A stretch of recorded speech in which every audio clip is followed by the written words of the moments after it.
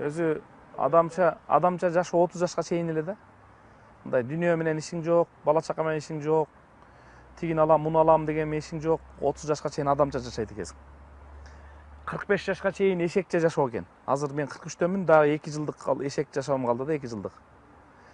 Баягы эшекче иштеп, тияң бияңды салып, чогултуп, анан кыйналат экенсиң. 45тен 55 жашка чейин ит жашоо экен. Кайтарасың баягы тапкан ташаганыңчы, үрүп. Тиги казанды киргизип кой, тигин бетин жаап, мындай кыл, тигиндей кыл депчи, үйдү култадыңбы деп атып ушинтип.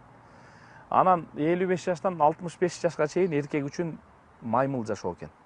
Маймыл бир дарактан бир даракка секире берет го. Эркек адам 65те бул үйүнөн тигил үйгө батпай калат экен. Тиги аялы үй жыйнап келаткан болсо, эми кокус, келиндери жок болупчу. Өт жанака желмагыз дей албай. Дейт экен байкуш, тиги көзү көрбөй эле кести кармап алган. Тигил үйгө өтөт. Анан буякты тазалап барып, анан тигил үйгө барса аякта отурган болот, бүтүпчү.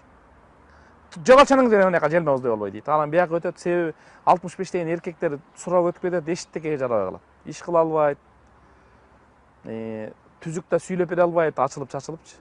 Анан 70 жаш эркек үчүн түрмө. Түрмө.